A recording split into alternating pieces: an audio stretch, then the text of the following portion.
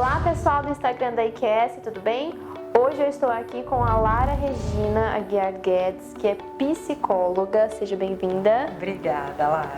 Lara, vamos começar com uma dúvida muito grande. Você poderia falar um pouquinho da diferença entre a depressão e a tristeza no pós-parto?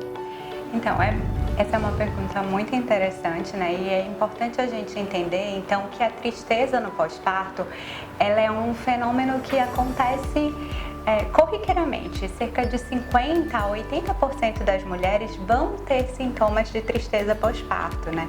Ela é um processo de adaptação do organismo, né? Então, esse organismo agora que acabou de ter, né?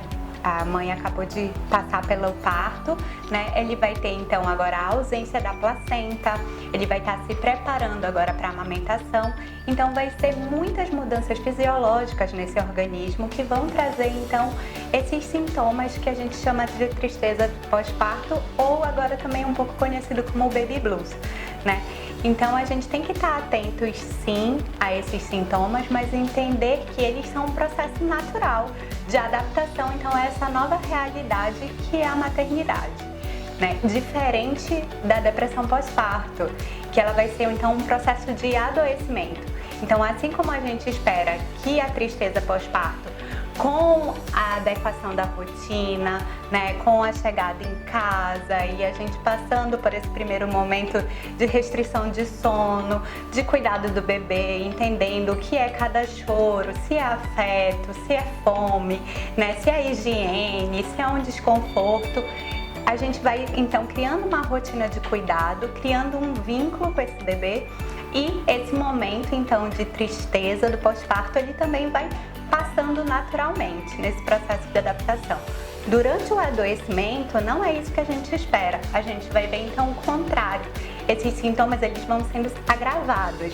Então vai ter uma dificuldade de construir esse vínculo, vai ter uma dificuldade dessa adaptação aos cuidados, né? E a mãe cada vez mais então vai solicitar ajuda, inclusive na sua rotina diária, para estar realizando então esses afazeres, sentindo uma insegurança e inclusive uma incapacidade de estar cuidando desse bebê. E Lara, essa depressão, desenvolveu a depressão pós-parto, pode fazer o uso de remédios no tratamento? Ele prejudica o bebê nessa fase de aleitamento materno?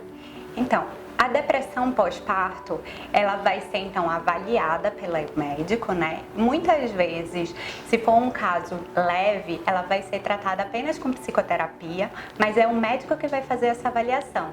Se é um caso que a gente pode acompanhar um tempo só com psicoterapia e não precisa iniciar a medicação, ou se já é um quadro de depressão mais grave que é necessário então já iniciar essa medicação. A gente sabe que existe sim muito medo até, né, de iniciar a medicação, disso ser prejudicado no aleitamento. Existem algumas medicações que são usadas mais corriqueiramente e que é possível manter esse aleitamento, mas isso tudo vai ser avaliado e prescrito pelo médico. É ele que vai ser o profissional que vai estar ali orientando, inclusive nessa questão, se pode interferir ou não no aleitamento com a criança. Mas é importante a gente lembrar que a gente precisa de uma mãe saudável para a gente estar cuidando desse bebê, Sim, né? Com certeza. E Lara, nesse momento a atenção ela é praticamente toda ao bebê e à mãe.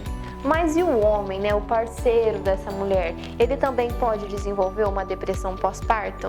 Então, isso é bem interessante da gente parar para pensar, né? Não é uma adaptação só da mulher, né? Então, a gente considera até os 2 primeiros anos da criança como um período que, se o pai, né, o parceiro, o companheiro, né, independente do gênero, e esse parceiro desenvolver um quadro de depressão, a gente considera como depressão pós-parto, né? E o que então diferencia esse quadro de um quadro de depressão que a gente não vai chamar de pós-parto? É essa questão do vínculo, tanto o vínculo com o bebê quanto o vínculo com a parceira. A gente tem que entender que na nossa sociedade, né, ainda existe sim muitos mitos, muito tabu, e a gente passa então a ter o que era a nossa parceira sexual como uma mãe.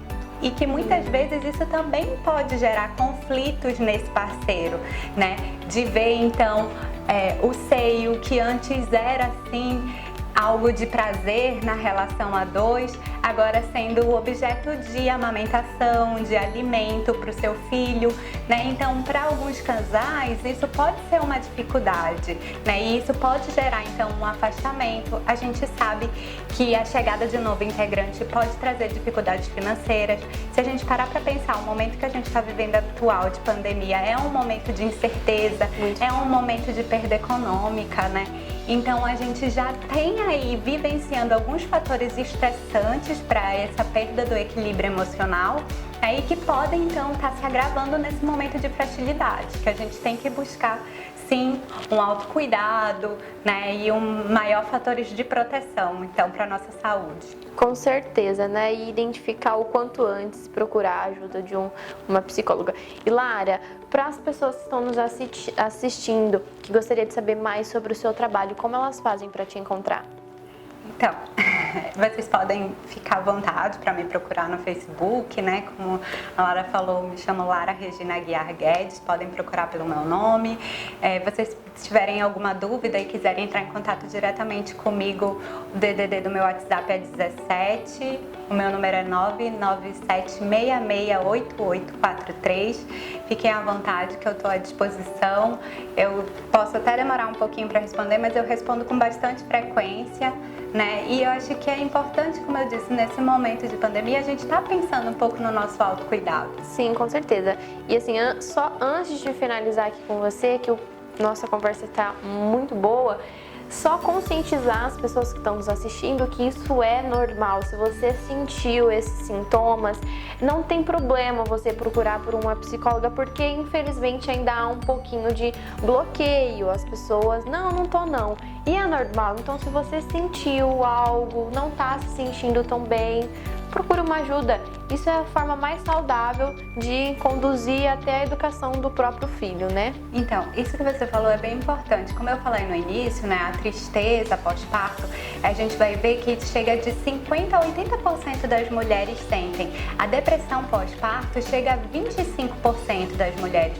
Mas as mulheres que vão buscar tratamento, muitas vezes apenas uma de cada 5 dessas mulheres que estão passando pela depressão pós-parto. A gente tem que encarar a depressão pós-parto como um adoecimento, como uma doença como qualquer outra. E é importante sim a gente incentivar a busca do tratamento, inclusive para a qualidade de vida, não só dessa mulher, mas para essa educação, desse vínculo, desse bebê que vai estar crescendo aí como novo integrante da família. Muito obrigada, Lara, por nos trazer essa informação maravilhosa e obrigada a vocês que estão nos assistindo.